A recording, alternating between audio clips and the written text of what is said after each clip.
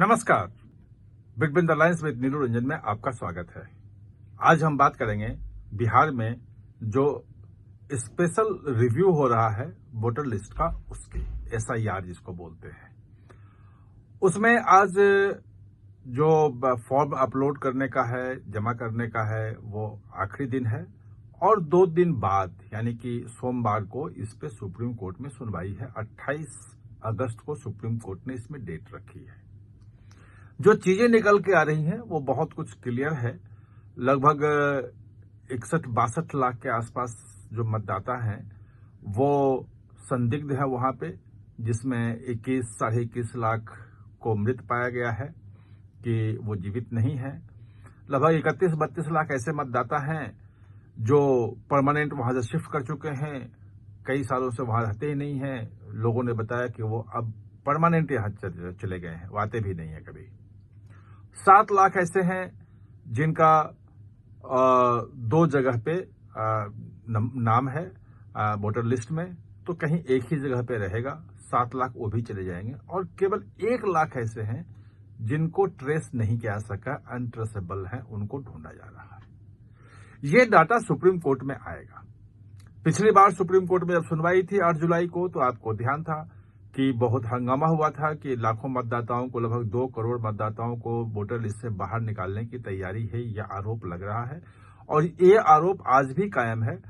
Parliament में इस बात को लेकर बहुत बहस हुई है। पिछले 1 हफ्ते से पार्लियामेंट नहीं चल रहा है, विपक्ष हंगामा कर रहा है, बिहार विधानसभा में हंगामा हो रहा है। आप पूरा घमासान देख रहे हैं।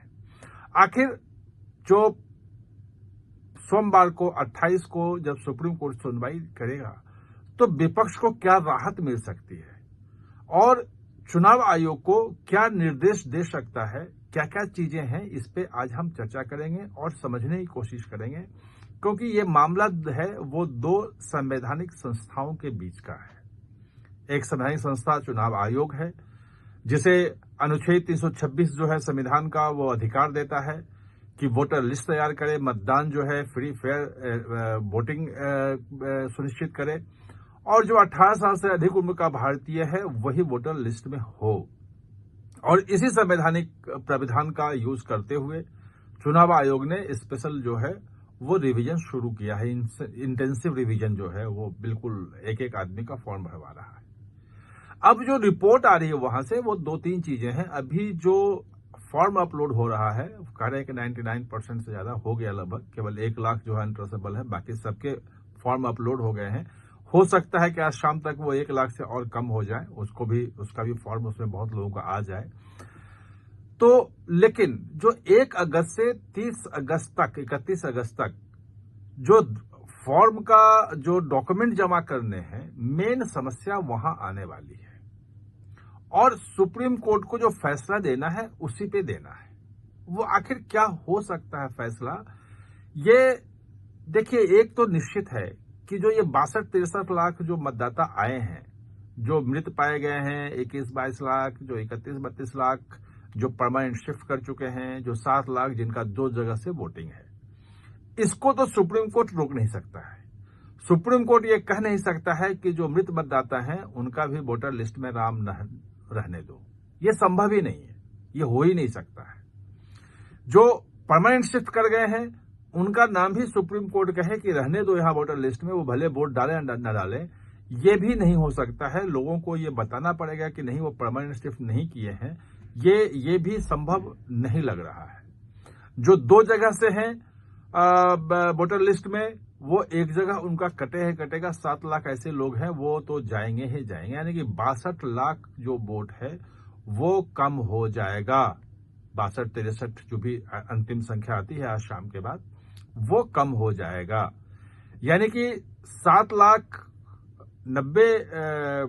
करोड़ 90 लाख जो मतदाता वहां पे हैं, वो समझिए कि उसमें 7 करोड़ 27 लाख 28 लाख अब रह जाएंगे। पिछली बार जो विधानसभा का चुनाव हुआ था उसमें महागठबंधन और NDA के बीच का वोट का अंतर अगर आप देखें तो 18,000 से भी कम वोट का अंतर था। ऐसे में 62 लाख वोट का कम होना और बहुत बड़ी बात है। और तेजस्वी यादव जो कह रहे हैं कि वो चुनाव का बहिष्कार भी कर सकते हैं, उस पर विचार कर रहे हैं, वो शायद उसके पीछे यही कारण हो कि कहीं उनको लग रहा हो कि इतने वोट कटने के बाद चुनाव में अब लड़ने का कोई मतलब नहीं है। वैसे उनके चुनाव लड़ने न लड़ने से कोई फर्क नहीं पड़ता है। चुनाव अगर घोषित होती है तो कोई भी पार्टी तय कर सकता है कि वो चुनाव न लड़े। बहुत सारी पार्टियां होती हैं, बहुत जगह चुनाव नहीं लड़ती हैं, लेकिन वो लोकतंत्र के लिए अच्छा नहीं होगा। और एक बार सुप्रीम कोर्ट का फैसला आएगा तभी होगा। जो सुप्रीम कोर्ट का फैसले में जो सबसे महत्वपूर्ण बात हो सकती है वो ये है कि जो डॉक्यूमेंट का जो वेरिफिकेशन होगा और डॉक्यूमेंट जो जमा करने हैं उसमें जो है वो जो सवाल उठ रहा है विपक्ष की तरफ से उसमें राहत मिल सकती है। पिछली बार सुप्रीम कोर्ट ने कहा था कि आप आधार को, राशन कार्ड को और जो वोटर आई कार्ड जो पुराने बने हुए हैं उसको भी इसमें आप विचार करें और इस पे भी रखना चाहिए। जो चुनाव आयोग ने अपना हलफनामा दाखिल किया है, एफिडेविट दिया है, उसमें कहा है कि ये कोई भी तीनों में से सिटीजनशिप का आधार नहीं है और ये अगर किसी के पास है तो उसका वोटर लिस्ट में नाम हो, ये नहीं हो सकता है। उसको जो संवैधानिक अधिकार है उसमें देखना जरूरी है कि वो सिटीजन है या नहीं है। जो आरोप लग रहे हैं विपक्ष की ओर से कि 1 महीने के अंदर डॉक्यूमेंट देना, वेरिफिकेशन होना वो संभव नहीं है। बहुत सारे यूट्यूब चैनल्स हैं, अखबार की रिपोर्ट भी आ रही है जिसमें लोग कह रहे हैं कि पिछले साल बाढ़ आ गया था, यहाँ पैसा हुआ था और उनके सारे डॉक्यूमेंट बह गए, उनके पास अब कुछ नहीं है और डॉक्यूमेंट कहां से लाएंगे। विपक्ष भी यही कह रहा है कि समय बहुत कम है। वो ये नहीं कह रहा कि चुनाव आयोग नहीं कर सकता है। सुप्रीम कोर्ट ने भी कहा कि चुनाव आयोग नहीं कर सकता है, ये नहीं है, चुनाव आयोग का अधिकार है, लेकिन समय कम है और इतने कम समय में आप डॉक्यूमेंट लाने के लिए कहेंगे तो कैसे होगा। ये गलत हो जाएगा और इससे बहुत सारे जेन्युइन मतदाता जो हैं वो भी बाहर रह जाएंगे। तो ऐसे में रास्ता क्या निकलेगा? रास्ता देखिए, सुप्रीम कोर्ट रोक नहीं सकता है। सुप्रीम कोर्ट ये नहीं कह सकता है किसी भी स्थिति में कि नहीं हो, सिर्फ समय की बात है। और नवंबर में इलेक्शन होना है। 1 अक्टूबर को बोल चुका है चुनाव आयोग का जो अपना है कि फाइनल वोटर लिस्ट वहां जारी हो जाएगी। अब अभी रिवीजन होगा, फिर एक वोटर लिस्ट आएगा 1 सितंबर को। उसके में दावे प्रतिदावे जो भी चीजें हैं वो सब की जाएंगी और फाइनल जो है 30 सितंबर 1 अक्टूबर को आ जाएगा और उसके बाद चुनाव की तारीखों की घोषणा हो जाएगी। नवंबर फर्स्ट वीक में वहां चुनाव होना है। ऐसे में चुनाव की प्रक्रिया प्रभावित न हो, चुनाव तो होना ही है, लोकतंत्र का मूल आधार ही चुनाव है, तो चुनाव तो करवाना ही है। और वोटर का राइट जो है वो भी मूलभूत अधिकार है कि वोट तो करना ही करना है उसको। अगर वो वोटर वोट नहीं करेगा तो फिर चुनाव होगा कैसे?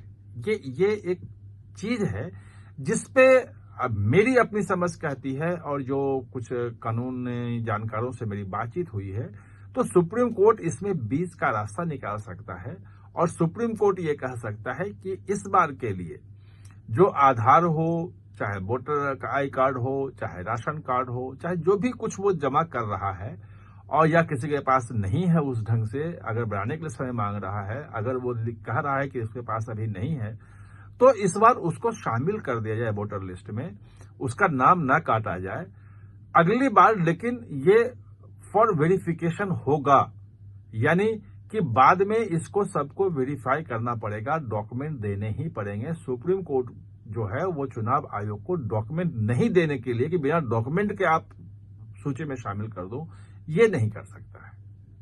और ये अगर होता है तो अगला जो नंबर है पश्चिम बंगाल का, तमिलनाडु का, पुडुचेरी, केरल, आसाम, जहां इलेक्शन होने हैं अप्रैल में, मई में, इन राज्यों में इलेक्शन होना है। तो इन राज्यों के लिए पहले से वेरिफिकेशन शुरू हो जाएगा, जनवरी से ही शायद शुरू हो जाए वेरिफिकेशन, और लोगों को समय दिया जाएगा 2 महीने का कि भाई 2 महीने के अंदर अंदर आप सब कुछ दो और वहां पे उसके हिसाब से होगा। और धीरे धीरे आपको पता है कि पूरे देश में सभी राज्यों को कह दिया गया, वहां जो मुख्य चुनाव अधिकारी हैं, कि आप बीएलओ की नियुक्ति करो और पूरे देश में इस ढंग का इंटेंसिव रिवीजन जो है वोटर लिस्ट का वो किया जाएगा।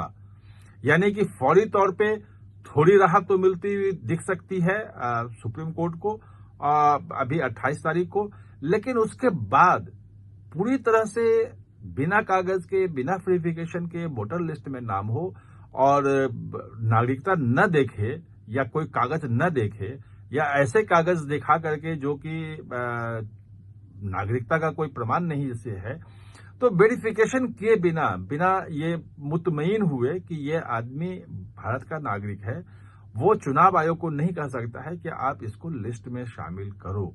ये स्थिति सोमवार को देखने को मिल सकती है। आप हमारे साथ चर्चा में जुड़े, इसके लिए बहुत बहुत धन्यवाद। और हाँ, चैनल को सब्सक्राइब करना ना भूलें, इसका बेल आइकन दबाएं ताकि नया वीडियो कोई भी आए तो उसका नोटिफिकेशन समय पे आपको मिल जाए।